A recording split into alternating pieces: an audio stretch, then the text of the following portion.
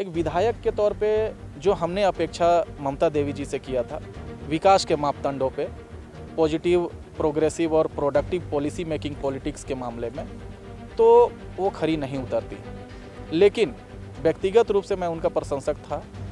उन्होंने जिस जुझारूपन के साथ में एक बड़े दिग्गज हस्ती को हराया, वो काबिले तारीफ है। गवाहों के साथ एक सांसद जो है क्या करते हैं, बाद में बातें निकल के आती हैं कि उनको पैसे दिए गए।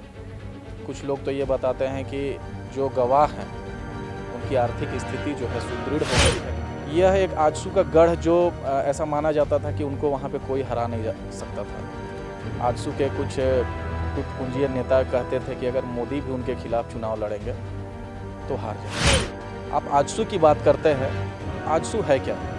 ऑल झारखंड सुदेश यूनियन है। उनकी कोई विचारधारा नहीं है, न खाता न बही, जो सुदेश मतों का है वही सही, इसी फॉर्मूले पे पार्टी चलती है। आजसू जो है बस एक कॉपी पेस्ट बच के रह गया है।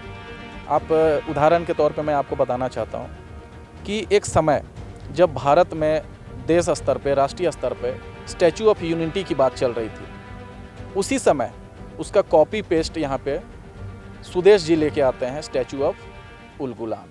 पिछले दिनों कोर्ट ने जैसे ही रामगढ़ विधायक ममता देवी सहित 13 लोगों को सज़ा सुनाई, उसके बाद से राजनीतिक गलियारों में चर्चाएं तेज हो गई हैं। सज़ा 5 साल की हुई है, जिसके चलते उनकी सदस्यता भी चली गई है। संतोष जी कोर्ट ने ममता देवी जी को 5 साल की सज़ा सुनाई है, उसके साथ 13 लोगों को और सज़ा सुनाई है। मगर उसके साथ एक जो बात आ रही है, जिस तरह से उनके पतिदेव ने भी कहा कि तमाम चीज़ों को मॉनिटरिंग एक सांसद कर रहे थे, इसमें कितनी सच्चाई है? देखिए, अभी न्यायालय ने अपना फैसला सुनाया है और सबसे सर्वोच्च संस्था न्यायालय होती है। उसके फैसलों पे उंगली उठाना डायरेक्टली ये एक भारतीय नागरिक होने के नाते किसी को भी शोभा नहीं देता है। लेकिन जब बात आती है जनता की, जब बात आती है प्रत्यक्षदर्शी की, और जब बात आती है रामगढ़ ज़िले में जहां यह घटना हुई, उसके एक जिम्मेदार नागरिक के तौर पर, तो मैं यह कहना चाहता हूं कि ये निश्चित रूप से क्षेत्र के लिए और हम जैसे जनप्रतिनिधियों के लिए, हम जैसे आंदोलनकारियों के लिए एक दुखद विषय है। निश्चित रूप से आंदोलन जो होते हैं वो किसी के निजी स्वार्थ से जुड़े होते हैं या नहीं होते हैं, लेकिन उनका अल्टीमेट जो मकसद होता है वह एक व्यापक विकास का उद्देश्य होता है, एक बड़े जनसंख्या को लाभ पहुंचाना होता है। इसलिए हम आंदोलनकारी आंदोलन करते हैं। यह जो गोला गोली कांड हुआ, यह एक आंदोलन था, एक कॉरपोरेट घराने के खिलाफ था। कॉरपोरेट और नेताओं की जो साठगांठ रामगढ़ में बहुत पहले से चल रही है, उसके खिलाफ था, उसको तोड़ने की कोशिश थी। और जिस तरीके के धाराएं लगी हैं वो निश्चित रूप से सोचने जैसी बातें हैं। एक जनप्रतिनिधि, खासकर एक महिला, अभी 13 अभियुक्तों में एक 9 साल का बच्चा भी है, जिसके ऊपर जो है 307 और आर्म्स एक्ट जैसे लगे हुए हैं। तो ये सोचने वाली बात है कि क्या एक 9 साल का बच्चा जो है वो आर्म्स के साथ में वहाँ जाएगा? एक महिला जो है क्या वो आर्म्स के साथ वहाँ जाएगी? लेकिन मैं इस पे कोई डायरेक्टली कोई बात नहीं बोलना चाहता हूँ। साथ ही साथ इस कांड के जो गवाह हैं, उन गवाहों के साथ भी रामगढ़ के पूर्व विधायक और वर्तमान गिरिडीह सांसद चंद्रप्रकाश चौधरी जी होटलों में देखे गए हैं। उसके पुख्ता सबूत हैं, ये बातें मीडिया में भी आई हैं। तो आखिर एक घटना होता है, एक आंदोलन होता है, उस आंदोलन के गवाहों के साथ एक सांसद जो है क्या करते हैं? बाद में बातें निकल के आती हैं कि उनको पैसे दिए गए। कुछ लोग तो ये बताते हैं कि जो गवाह हैं उनकी आर्थिक स्थिति जो है सुदृढ़ हो गई है। और जिस तरीके से उन लोगों ने शुरुआत में बयान दिया था, बाद में उनके बयान जो है बदलते गए और अधिकतर गवाह हॉस्टाइल होने के बावजूद जो है केस में इस तरीके का डिसीजन आ जाता है।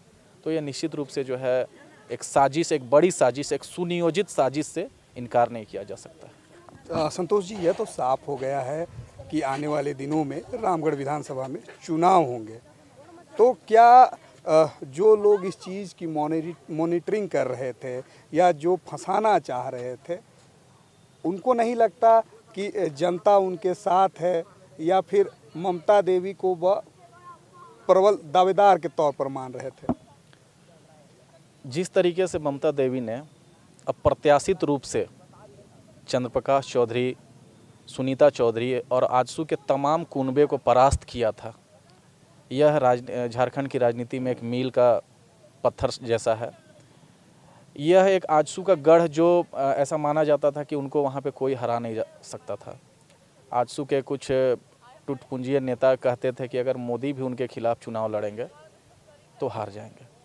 तो उनके इस घमंड को, उनके इस साम्राज्यवाद को, उनके इस पूंजीवाद को और उनके इस दमनकारी सोच और विचारधारा को जो है ममता देवी ने ख़त्म किया वहाँ से। देखिए, विकास के पैमाने पे विधायक जो है खरी उतरी कि नहीं उतरी ये अलग सवाल है, लेकिन व्यक्तिगत रूप से मैं उनको बहुत अच्छे तरीके से जानता हूँ। वो एक जुझारू महिला हैं, निश्चित रूप से समाज के लिए समर्पित महिला हैं, चिंतित रहती थी और उन्होंने एक बड़े चेहरे को हराया, ये उनकी उपलब्धि है और इस उपलब्धि से हम रामगढ़ वासी जो है गौरवान्वित थे, हैं और रहेंगे। संतोष जी, कई स्टेजों में आपको ममता देवी जी के साथ स्टेज साझा करते हुए देखा गया है। समाज सेवी के तौर पर आपको भी क्षेत्र में लोग जानते हैं, तो क्या आने वाले दिनों में संतोष महतो जी किंग मेकर की भूमिका में रहेंगे या फिर किंग बनने के लिए रेस के घोड़े में रहेंगे? यह चीज़ जनता भी जानना चाहती है। देखिए, संतोष महतो कुछ चुनिंदा राजनीतिक पार्टियों के बाद रामगढ़ का जो है सबसे पसंदीदा चेहरा है। लोग मुझे पसंद करते हैं, लोग मेरी बातें सुनते हैं और उसकी वजह ये है कि मैं एक विचारधारा का समर्थक हूँ। आप आजसू की बात करते हैं, आजसू है क्या? ऑल झारखंड सुदेश यूनियन है, उनकी कोई विचारधारा नहीं है, न खाता न बही, जो सुदेश महतो कहें वही सही, इसी फॉर्मूले पे पार्टी चलती है। जिस भी विधानसभा में आजसू चुनाव जीत के आया है, वहाँ पे अशिक्षा बढ़ी है, वहाँ बेरोजगारी बढ़ी है, वहाँ गुंडई बढ़ी है, वहाँ पे लोग जो है बेकार बैठने वाले लोगों की संख्या बढ़ी है, बिना मतलब के फसाद बढ़े हैं और कानूनी दांवपेच के मामले बढ़े हैं। इन सबों से मुक्ति दिलाने के लिए हम लोग एकजुट हुए और हम लोगों ने चंद्रप्रकाश चौधरी जी को हराया। और रामगढ़ में विगत 3 साल से अगर आप देखें तो किसी तरीके का कोई बड़ा मामला आपको देखने को नहीं मिलेगा। यहाँ शांति है, लोग सुखपूर्वक जी रहे हैं, अपने नियत व्यवसाय से जुड़े हुए हैं और लोग आगे बढ़ रहे हैं। एक विधायक के तौर पे जो हमने अपेक्षा ममता देवी जी से किया था, विकास के मापदंडों पे, पॉजिटिव, प्रोग्रेसिव और प्रोडक्टिव पॉलिसी मेकिंग पॉलिटिक्स के मामले में, तो वो खरी नहीं उतरती हैं। लेकिन व्यक्तिगत रूप से मैं उनका प्रशंसक था। उन्होंने जिस जुझारूपन के साथ में एक बड़े दिग्गज हस्ती को हराया, वो काबिले तारीफ़ है। रही बात आने वाले समय में चुनाव लड़ने की बात, तो हम लोग जो है, ऐसा हमारा मानना है कि नेतृत्वकर्ता के तौर पे हम अब एक्सपेरिमेंट करने के मूड में हम और हमारी टीम नहीं है। अब हम लोग नेतृत्व करने के लिए मन बना रहे हैं। संतोष जी, जहाँ जहाँ आंसू का जनाधार है, वहीं देखा गया है कि उपचुनाव होते हैं, वहीं के जो विधायक है उनकी विधायकी जाती है। मैं ऐसा इसलिए कह रहा हूँ कि पिछले दिनों बागमारा में भी ऐसा हुआ, मगर वहाँ ऐसा कुछ देखने को नहीं मिला।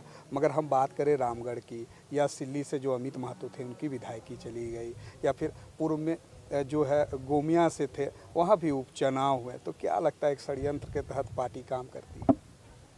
देखिए, आजसू एक समय में एक समृद्ध पार्टी हुआ करती थी।